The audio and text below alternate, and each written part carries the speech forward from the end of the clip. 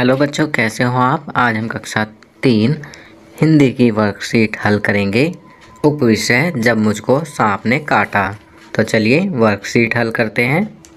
प्रश्न 1, निम्नलिखित शब्दों पर चंद्रबिंदी या बिंदी का उचित प्रयोग करें। क सांप, यहाँ पर चंद्रबिंदी लगाएंगे। ख इस पर बिंदी लगेगी बंद। ग फूंक, इस पर चंद्रबिंदी लगाएंगे। घ चंद्रबिंदी लगाएंगे। ड़ चंद्रबिंदी लगाएंगे। च वहाँ चंद्रबिंदी लगाएंगे। छ बिंदी लगाएंगे। ज मंत्र बिंदी लगाएंगे। झ मुँह चंद्रबिंदी लगाएंगे। त्र तुरंत बिंदी लगाएंगे। चलिए आगे बढ़ते हैं। प्रश्न 2, दिए गए वाक्यों में अशुद्धियाँ हैं, उन्हें सही करके लिखो। क गायब हो गया पास की झाड़ी में सांप। तो इसे सही करके लिखेंगे, सांप पास की झाड़ी में गायब हो गया। ख करते हैं, गोद में उठाकर भागे चट वह। तो इसे सही करके लिखेंगे, वह चट गोद में उठाकर भागे। चलिए आगे बढ़ते हैं। ग खतरे से बाहर अब बच्चा है। तो इसे सही करके लिखेंगे, तो यह बनेगा, बच्चा अब खतरे से बाहर है। घ बहुत सी चीज़ें भेंट में भेजी नाना ने उसके लिए। तो सही करके लिखेंगे, नाना ने उसके लिए बहुत सी चीज़ें भेंट में भेजी। प्रश्न 3 करते हैं, उचित उत्तर का चुनाव करके निशान लगाइए। क कहानी में लेखक शंकर को किसने काटा था। तो यहाँ सही उत्तर है दूसरा, बर ने। चलिए आगे बढ़ते हैं। ख लेखक के नाना जी ने उनका इलाज कैसे करवाया। तो सही उत्तर है झाड़ फूंक से। ग लेखक के नाना और नानी उनकी बात इसलिए नहीं सुन रहे थे क्योंकि। तो सही उत्तर है वो घबराए हुए थे। घ क्या सभी सांप जहरीले होते हैं। नहीं बच्चों, सभी सांप जहरीले नहीं होते हैं। चलिए आगे बढ़ते हैं। ड़ लेखक को बूढ़े आदमी ने किस चीज़ के बर्तन से पानी पिलाया। तो यहाँ सही उत्तर है पीतल के। चलिए आगे बढ़ते हैं। प्रश्न 4, नीचे दिए गए अनेक शब्दों के लिए एक शब्द का उचित चयन करके लिखिए। हमें नीचे अनेक शब्द दिए गए हैं, हमें अनेक शब्द की जगह एक शब्द में उत्तर लिखना है। क जो शर्माता हो, तो इसके लिए लिखेंगे शर्मीला। ख जो डरता हो, तो लिखेंगे डरपोक। ग जो नहीं डरता हो, तो उसे कहते हैं निडर। घ जो शरारत करता हो, तो उसे कहते हैं शरारती। ड़ जो नासमझ हो, तो उसे कहते हैं नादान। च जो समझदार हो, तो उसे कहते हैं होशियार। चलिए आगे बढ़ते हैं। अब यहाँ अध्यापकों के लिए निर्देश दिए गए हैं। छात्रों को प्रतिदिन सुलेख लिखने के लिए प्रेरित करें।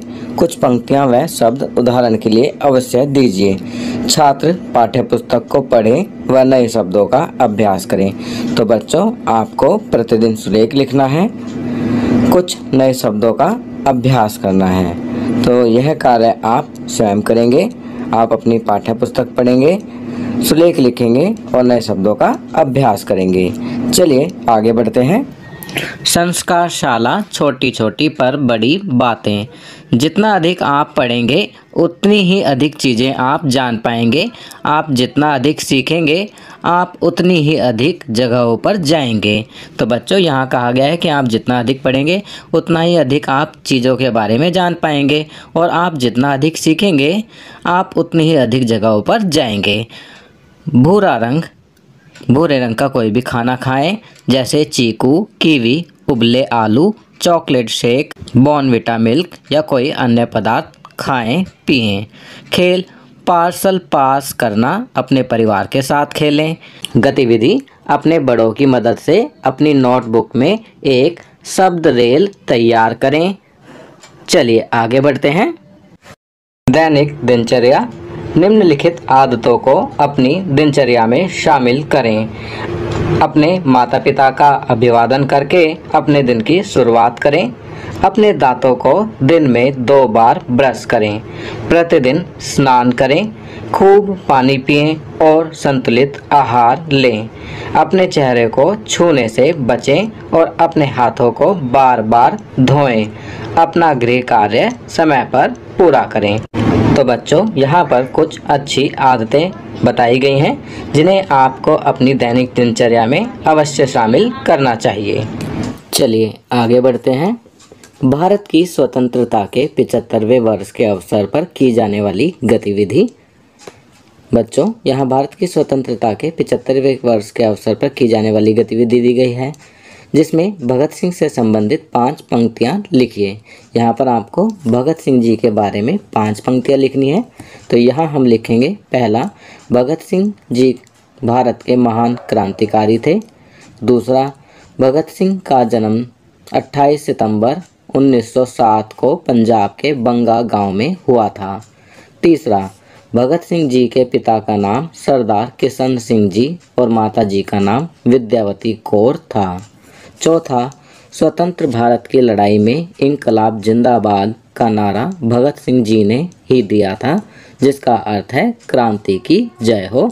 और 5वीं पंक्ति में लिखेंगे, भगत सिंह, सुखदेव और राजगुरु को 23 मार्च 1931 शाम को करीब 7:33 पर फांसी दे दी गई थी और इस तरह वे शहीद हो गए। तो बच्चों, यहाँ पर मैंने भगत सिंह जी के बारे में 5 पंक्तियाँ लिखी हैं। आप भी इसी प्रकार भगत सिंह जी के बारे में 5 पंक्तियाँ लिखेंगे। तो बच्चों, ये वर्कशीट यहाँ कंप्लीट होती है। अगर ये वीडियो आपको अच्छी लगी तो इसे लाइक एंड शेयर ज़रूर करें। अन्य विषयों पर बने हमारे लेटेस्ट वीडियोस को देखने के लिए चैनल को सब्सक्राइब करना ना भूलें और देखते रहिए हमारा चैनल नॉलेज किंगडम।